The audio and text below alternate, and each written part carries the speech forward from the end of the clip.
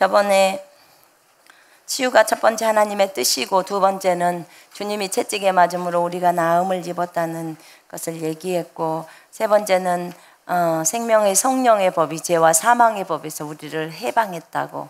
그래서 우리의 육신의 생각을 따라 살지 않고 영의 생각을 따라 사는 것에 대해서 여러분과 함께 나누었습니다. 오늘은 모든 율법의 저주로부터 우리가 해방되었지요. 여러분 믿으십니까? 갈라디아서 3장 읽어보겠습니다. 이번에 마음을 좀 새롭게 드세요. 치유를 배우면서 내가 어떤 질병을 가지고 있다, 몸 안에. 그러면 기어이 이 질병에서 해방될 것을 딱 마음속에 결단을 하십시오. 그래서 내가 어떤 질병도 내 안에 용납하지 않겠다라는 그런 마음의 각오가 우리에게 필요합니다. 아멘. 자, 갈라디아서 3장 13절 14절 읽겠습니다. 시작. 그리스도께서 우리를 위하여 저주를 받은 바 되사 율법의 저주에서 우리를 속량하셨으니 기록된 바 나무에 달린 자마다 저주 아래에 있는 자라 하였음이라. 이는 그리스도 예수 안에서 아브라함의 복이 이방인에게 미치게 하고 또 우리로 하여금 믿음으로 말미암아 성령의 약속을 받게 하려 함이라. 아멘. 그리스도께서 우리를 위하여 저주를 받은 바 되사 율법의 저주에서 우리를 속량 건져내었다고 합니다.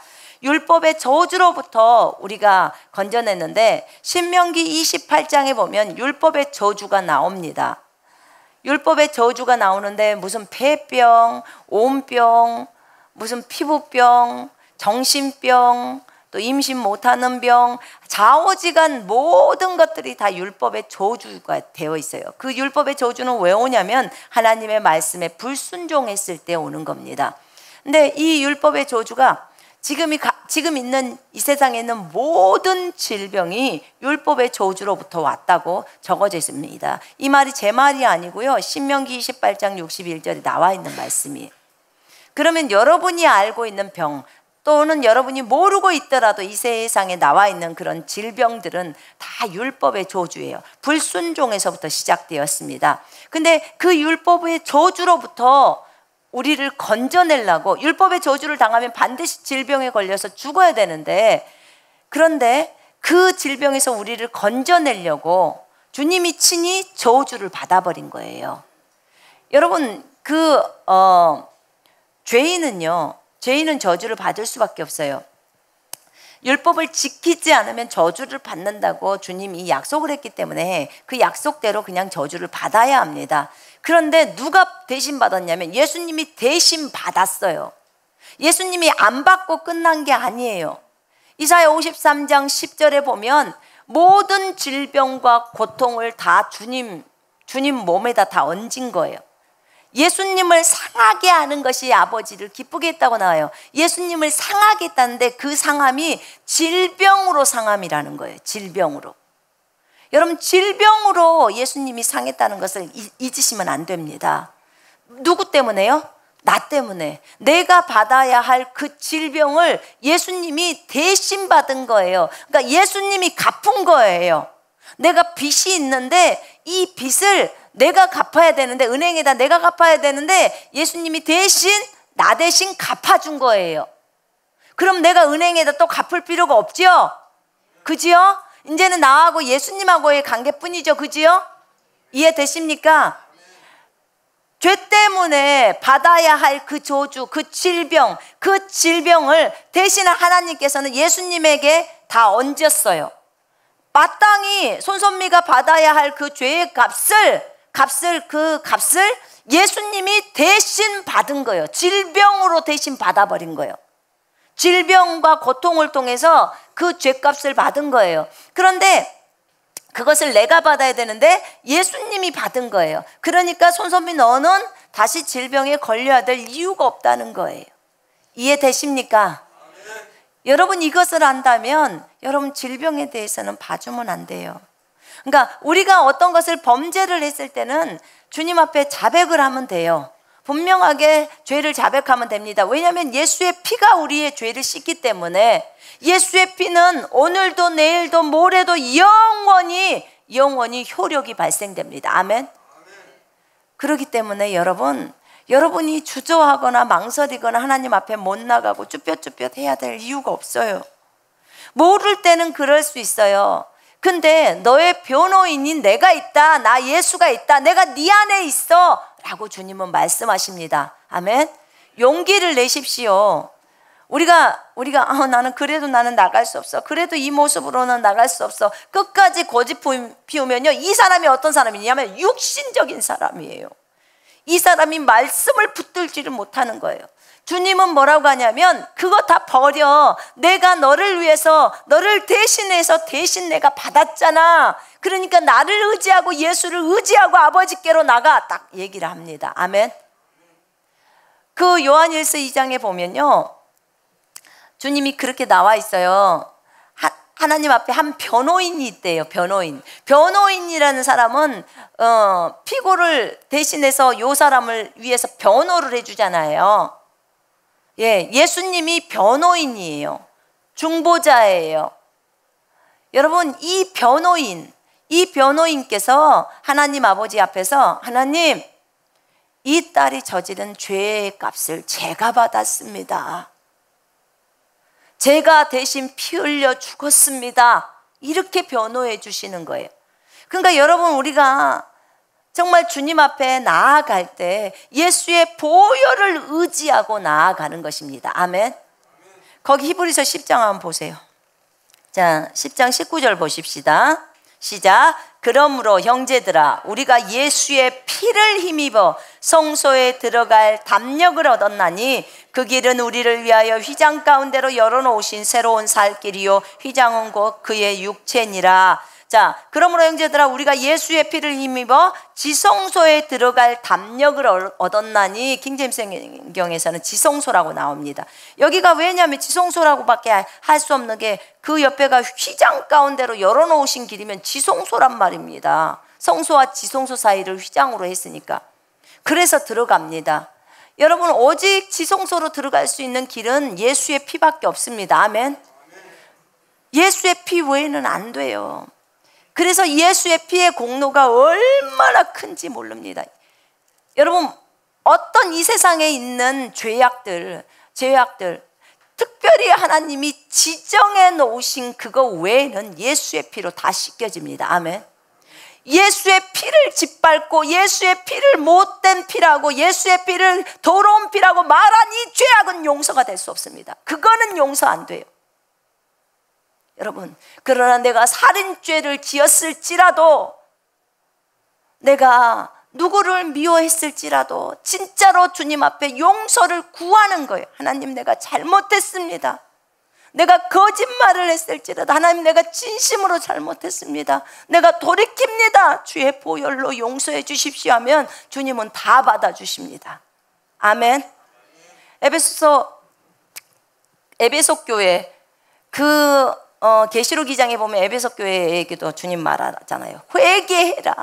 회개하라고 말합니다. 너희가 첫사랑을 어디서 잃어버렸는지를 알고 회개하라고, 돌이키라는 거예요.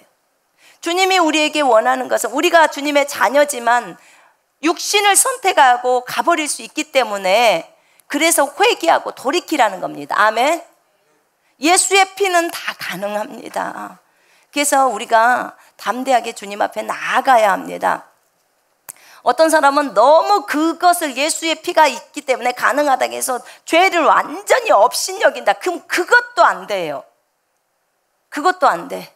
그래서 마음대로 죄짓고 회개하고, 마음대로 죄짓고 회개하고, 그러면 안 돼요.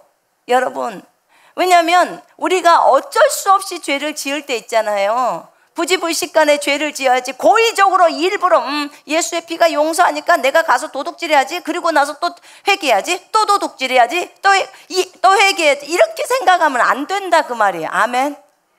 여러분, 우리는요 하나님 앞에 감사를 해야 돼요.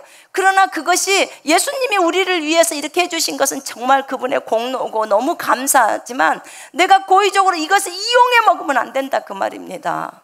그래서는 안 돼요. 아시겠죠? 내가 정말 그것을 정말 안 하고 싶었지만 어쩔 수 없이 해버렸을 때는 그걸 진짜 주님 앞에 회개하고 돌이켜서 다음에는 그렇게 안 하려고 해야 합니다. 이게 우리의 자세여야 돼요. 우리가 당당하게 죄를 저지르고 또 회개하고 그리고 또 가서 당당하게 죄를 저지르러 간다. 그러면 안 돼요. 그거는. 그 자세는 틀린 거예요. 그래서 우리가 하나님 앞에 당당하게 나아가지만 오로지 예수의 공로를 의지하고 나아가는 겁니다. 그걸 딱 생각해야 돼요. 여러분 생각해 봐요. 우리가 범죄하게 되면요, 누가 가장 어려워하시냐면 저 하늘에 계신 분이 가장 어려워하세요. 왜냐하면 범죄를 딱 하잖아요. 그럼 우리는 당당할 수 있을지 몰라도 하늘에서 마귀가 참소를 하잖아요. 하나님 보세요. 당신의 아들이에요. 당신의 딸이잖아요. 당신이 세운 종이잖아요. 당신이 세운 종이 이렇게 하네요 하고 누구를 비웃고 조롱하고 조소하냐면 하나님을 비웃고 조롱하고 조소해요. 우리 주님이 그것을 당해야 될 이유가 없잖아요. 그죠? 원수 마귀로부터 그걸 들어야 될 이유가 없잖아요. 근데 누구 때문에 들어요? 우리 때문에 또 들어요. 십자가에서 이미 그걸 해결해 놓으셨음에도 불구하고 또 어떤 일이 벌어질 때마다 그가 참소할 때 그분이 그걸 듣는단 말입니다. 본인이 만드신 아들, 딸들이기 때문에 그걸 생각한다면 얼마나 우리가 이 땅에서 잘해야 되겠습니까? 정말 부끄러워요. 그게 다윗이 나오잖아요. 다윗이 범죄했을 때, 밧세바 사건에서 범죄했을 때 원수에게서 하나님이 조롱을 당하시는 얘기가 나와요. 우리가 매번 범죄할 때마다 주님이 조롱을 당하시는구나, 이걸 생각한다면 범죄를 하다가도 멈춰지잖아요. 멈춰집니다. 그분이 여러분들을 선택하셨잖아요. 그분이 여러분들을 세웠어요. 주님이 그 얘기를 하시더라고. 주님 왜 저를 세우셨나요? 그리고 주님 왜 이렇게 저를 믿어주시나요? 내가 너를 세웠기 때문이다, 이렇게 말씀하셨어요. 얼마나 많이 부족한데 저희들이. 근데 주님이 세웠기 때문에 믿어주고 조롱을 당하시면서도 믿어주는 거예요. 그 생각을 할 때마다 참 하나님 앞에 너무나 부끄럽고 하나님 앞에 너무 죄송하는 마음이 들었어요. 여러분, 우리 한 사람 한 사람이 하나님의 말씀을 신뢰하고 의지하면서 한 발짝 한 발짝 할 때마다 하나님이 우리를 격려하시죠. 아멘.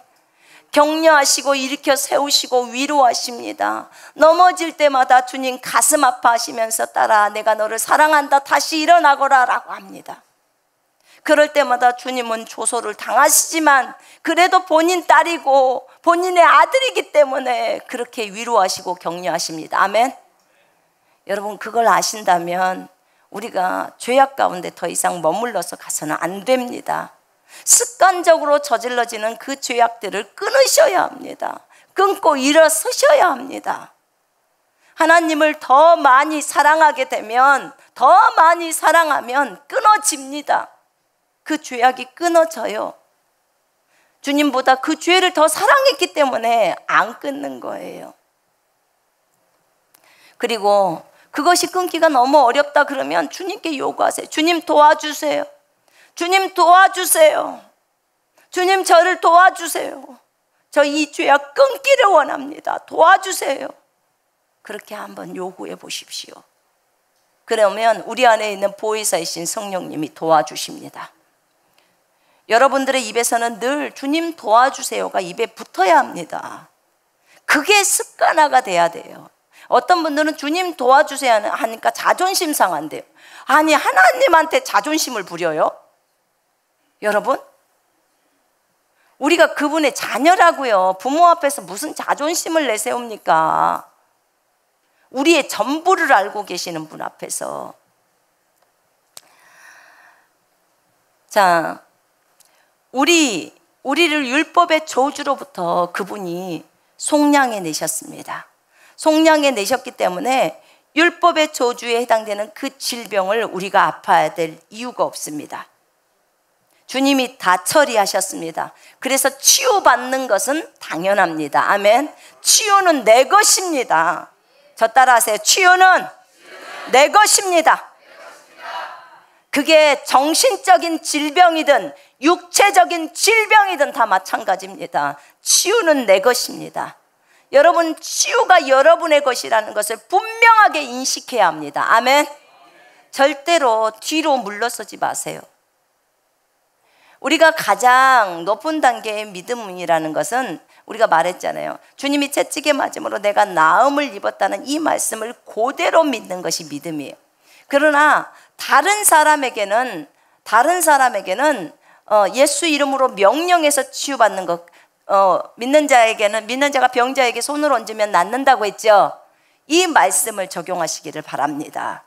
우리가 다른 사람을 안수를 할 때 하는 얘기예요. 다른 사람을 안수를 할 때는 빌립보서 2장의 9절부터 11절의 말씀과 요한복음 14장 14절의 말씀, 예수 이름으로 우리가 구하면 주님이 주신다는 그 말씀을 적용하셔서 예수 이름으로 명령을 하는 거예요. 하늘과 땅과 땅 아래에 있는 모든 것들이 꾸른다고 했죠. 그지요? 예. 그렇기 때문에 그 말씀을 다른 사람을 안수할 때는 적용하시고, 자기 자신에 대해서 안수하거나 자기 자신의 치유를 놓고 기도할 때는 베드로전서 2장 24절을 딱 붙들으세요.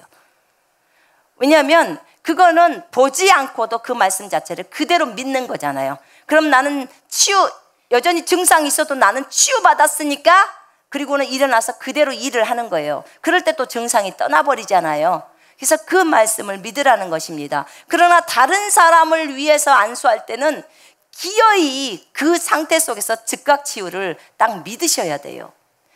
점점 믿음이 성장해 갈수록 더 많이 나타나는 것은 즉각 치유입니다. 즉각 치유예요. 왜냐하면 예수님도, 제가 지금 많이 묵상을 하거든요. 예수님도 즉시 치유를 많이 하셨습니다.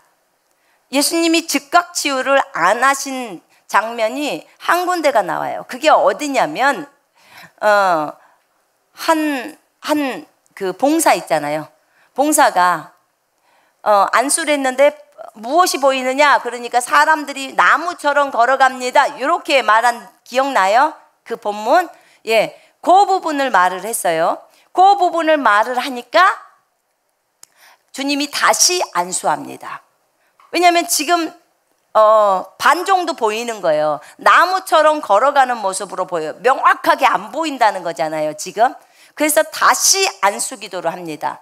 그랬을 때 어떻게 해요? 정확하게 보이지요? 정확하게 보입니다. 그래서 제가 물어봤어요.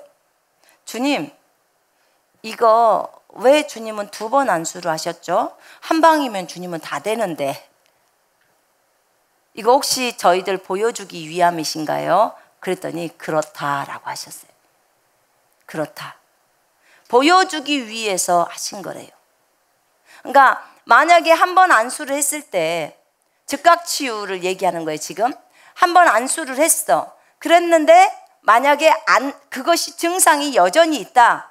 지금 안수자 입장에서 얘기하는 거예요. 증상이 여전히 있다. 그러면 다시 믿음을 세우래요. 다시 믿음을 세워서 안수를 하라는 거예요. 그러면 다시 믿음을 세워서 안수하는 것은 몇 번까지 해야 합니까? 라고 물었어요. 그랬더니 5번 해야 합니까? 아니면 몇 번 해야 됩니까? 그러니까 다시 믿음을 세워서 하는 것은 10번이든 100번이든 좋다는 거야. 그러나 반드시 기도할 때 다시 믿음을 세우라는 거예요. 다시 믿음을 세우려고 케네스 해긴 목사님은 그렇게 하시더라고. 그 말씀을 다시 치유에 관계되는 말씀을 자기가 쭉 줄이잖아요. 그러면 그것을 다시 선포를 하고 다시 묵상을 하는 거예요.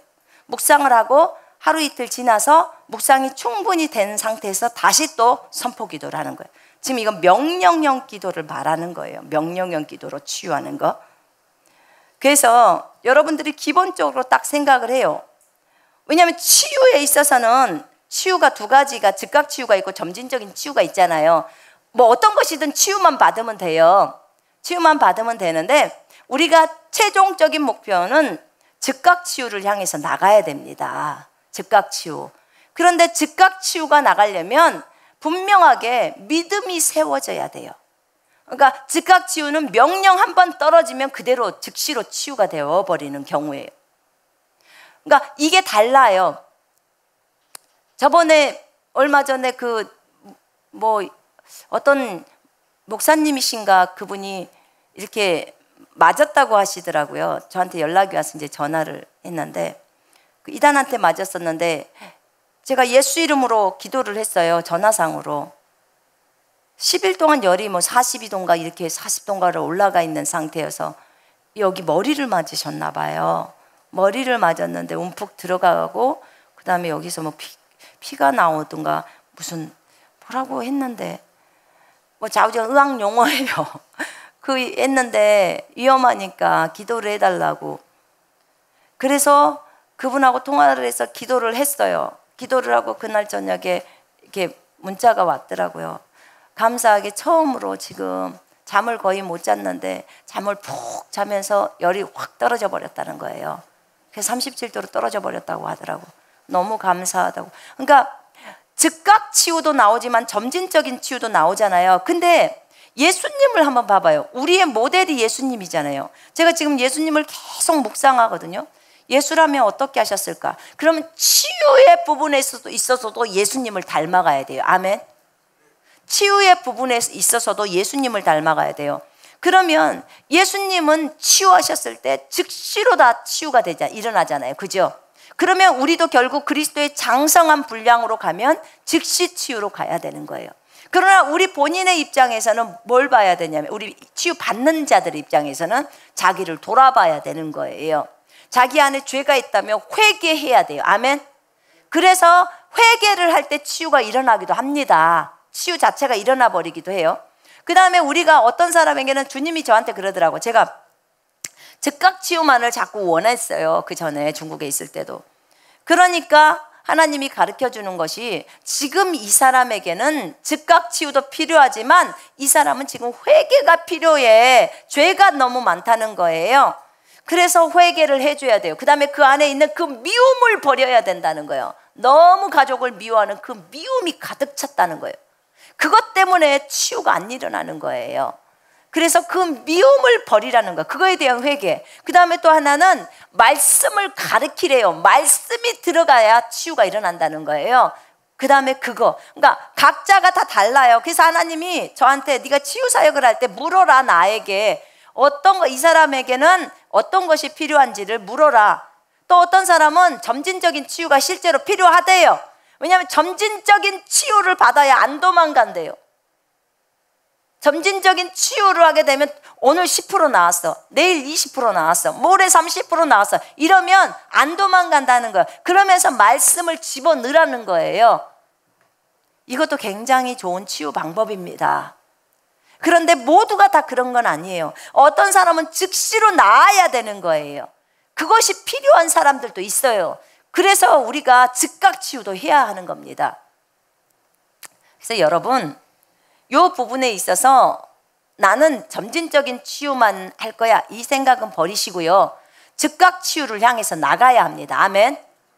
그래서 우리가 치유에 대해서 점진적인 치유와 즉각 치유가 있고요. 그 다음에 이 율법의 저주로부터 우리가 속량받았다는 이것은 지금 개인에게 적용시키는 거예요. 제가 지금 치유를 가르칠 때 이것이 지금 개인에게 적용시키는 부분들을 먼저 하는 거예요. 여러분들에게 있는 질병, 그러면 내가 율법의 저주에서 속량받았으니까 내가 아파야 될 이유가 있어요, 없어요? 없어요. 그러니까 나는 건강하다는 것을 믿어야 하는 거예요. 아멘. 주님이 나를 위해서 채찍에 맞았기 때문에 내가 아파야 될 이유가 없는 거예요. 이거에 대한 강력한 인식이 들어와야 자기 질병에 대해서 치유를 받습니다. 자기 질병도 안 되는데 남의 질병을 한다는 게 쉬운 게 아니에요. 그래서 대부분 치유 사역자들은요, 자기 질병에 대한 치유에 대한 어떤 증거들이 있어요. 그리고 때로는 왜 하나님께서 여러분들에게 이렇게 가르치실까요? 주님은요, 저에게 그러시더라고. 너만 치유받고 끝나면 너는 가르침에 실패하는 거래요. 그럼 그 사람들에게도 가르침을 해줘서 자기가 자기 스스로의 질병에서 건짐을 받는 것을 해야 된다는 거예요. 여러분 해보셨습니까? 자녀들을 위해서도 기도하셔야 합니다. 아멘. 자녀들 아플 때 그렇게 해보셔야 해요. 근데 사실 자녀들이 아플 때 쉽지가 않죠. 저희 아들이 설사가 났을 때 진짜 처음에 그 감기는 제가 쉽게 했어요. 예수 이름으로 명령하는, 왜냐면 감기로 바로 막 죽거나 그러지는 않잖아요. 그러니까 기도하니까 감기가 돼요. 며칠간 기도하면 돼요. 약을 안 먹고 감기, 콧물 나고 기침하고 열 나는 것들이 되어지더라고. 그러니까 되어지면 뭐예요? 일단 믿음이 또 업이 되니까 또 새롭게 다른 질병에 또 도전을 합니다. 아멘. 그렇게 도전을 해 가는 거예요. 근데 이번에는 배가 아픈 거예요. 근데 배가 아픈데 그 배가 아픈 게 그냥 단순히 배가 아픈 게 아니라 복통을 일으키는 그런 배가 아픈 것이 새벽에 저한테 와가지고 정말 배가 아픈데 아이가 진짜 얼굴이 질려 있는 상태, 너무나 아파 있는 그런 모습이었어요. 그때 저희 아들이 어렸을 때예요. 근데 남편이 없었어요. 그때 한국 나가고 없었나 봐요. 중국에 있었을 때. 근데 제가 그때 막 베드로전서 2장 24절을 배웠을 때 막 적용해가지고 그 감기 치유하고 막 이렇게 진행을 막 할 때예요. 근데 그때가 명절 때라 병원도 문이 닫혀져 있는 상태인데, 근데 내가 기도를 해줬어요. 예수 이름으로 명령하노니 배 아픈 것은 없어지라고. 그랬는데 그 기도를 끝나자마자 더 배가 아프다고 막 통통통통 우는 거예요. 더 아프다고. 그럼 응가 싸라 해도 뭐 화장실 가도 안 된다 그러고 막 이렇게 얘기를 하더라고.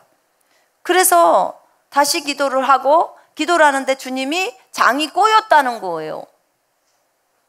그럼 어떻게 해야 될지 모르잖아요. 장이 꼬였으니까. 그러니까 이렇게 말했어요. 예수 이름으로 명령하노니 꼬여진 장은 풀어질지어다. 그때 생각나는 건 그거밖에 없었어요. 꼬여진 장은 풀어지라고. 알게 뭐예요. 어떻게 푸는지 내가 어떻게 알아요, 그걸. 그냥 풀어지라고만 명령하는 거예요. 여러분, 무식하면요, 무식한대로 말해도 주님이 다 알아들어요. 다 알아듣습니다. 그러니까 풀어지라고 말했죠. 그리고는 뭐라고 했어요? 풀어지라고 명령하고 다 안 좋은 것은 다 나와버리라고 한 거죠. 근데 갑자기 엄마 화장실 했어요. 그리고는 화장실로 뛰었는데 가자마자 변기 앉자마자 막 다 토해내고 밑으로는 싸고 다 난리가 난 거예요. 나중에 보니까는 뭐 싼 거나 토한 거나 다 똑같은 색깔이야. 진짜. 그러니까 그러고 나서 이 아이를 씻기고 제 옆에다 재웠어요. 제 옆에다 재우고 저는 이제 다 나은 줄 알았죠. 그랬더니 일어나서 엄마 나 쉬한 것 같다고 이렇게 와서 보니까 아마 똥을 다 싸놓은 거예요, 이불에다가.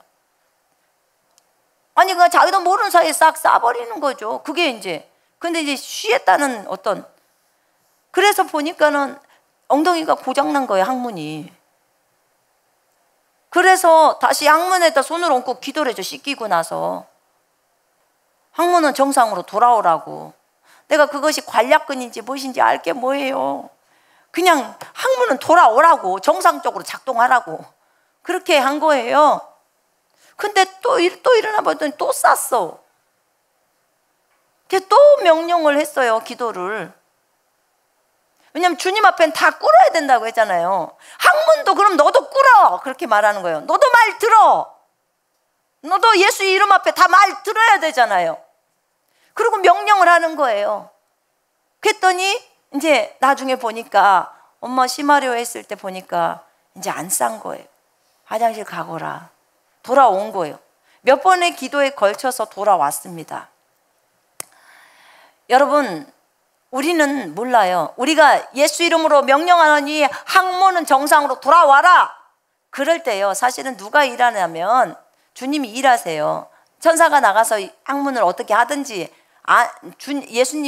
성령님이 일을 하시든지 그분들이 일하셔요. 내가 몰라요. 안 보이잖아요, 눈에. 근데 알게 뭐예요? 꼭 우리가 봐야 되나요? 그분이 일해서 고쳐놓기만 하면 되잖아요, 그죠? 그렇게 하는 거예요. 우리가 예수 이름으로 명령하노니 차를 빼라 그러면 차가 무생물인데 지가 가서 뺍니까? 천사가 움직이든지 주님이 일하시죠. 그분이 일하시도록 그냥 내비를 두고 우리는 예수 이름으로 명령해서 하는 겁니다. 그냥 무식하게 해요. PPT는 싸질지어다 라고 했을 때 컴퓨터에서 연결이 프로그램이 없는데 어떻게 PPT가 나오겠습니까? 그럼 누군가 천사가 나가서 일을 하든지 일을 해야 되잖아요. 그죠? 연결시켜서 하는 것은 그 영적 존재가 하는 거예요. 나는 몰라요. 우리는 예수 이름으로 믿고 명령을 하는 것 뿐입니다. 아멘. 그건 그러니까 명령하는 건 우리가 하는 거고 이 일은 그분들이 하는 거예요. 이것을 우리가 딱 알아야 돼요. 그래야 담대하게 명령이 내려집니다. 그렇지 않고 그 과정 속에서 어떻게 일하고 컴퓨터 PPT를 여기서 이렇게 싸고 어찌고 저찌고까지 알라고 생각하면 너무 복잡해요. 그래서 저는 그냥 예수 그리스도의 이름으로 그렇게 명령을 해버렸습니다. 그랬을 때 치유가 일어났어요. 사실 그거 할 때요, 여러분 쉬울 것 같지만 진짜 제가 볼 때는 아기가 곧 숨 넘어갈 상황이었어요. 우리 남편이 없었기 망정이지 남편이 있었으면 저 여자 진짜 정신 돌았네 이렇게 했을 거라고. 근데 주님의 말씀에 대한 신뢰가 딱 들어와요. 명령을 딱 내릴 때. 그리고 믿음으로 하는 거예요. 근데 이것을 경험하지 않고서는 어떻게 치유사역을 하느냐 그 말이에요. 못합니다. 근데 예수님이나 제자들을 보십시오. 진짜 위험한 질병 가운데서도 그들이 다 기도하고 그렇게 해내지 않습니까? 왜냐하면 하나님에 대한 절대적인 저는 신뢰라고 봅니다. 이 부분이 하나님이나 하나님의 말씀에 대한 그 신뢰가 얼만큼이느냐에 따라서 그것이 따라서 즉각 치유가 얼만큼 나오느냐가 결정되는 것 같아요. 또 한 가지는 진짜로 그야말로 또 점진적인 치유가 필요할 때가 있습니다. 그래서 우리가 이것을 분별해 내야 돼요. 분명하게 분별해 낼 줄은 알아야 합니다. 오늘은 여기까지만 하겠습니다. 우리는 율법의 저주에서 다 속량되었습니다. 아멘. 그러니까 다른 것들 생각하지 마시고 주님이 행하신 그것만 딱 붙들고 가십시다. 그러면 우리는 건강하게 살 수 있습니다.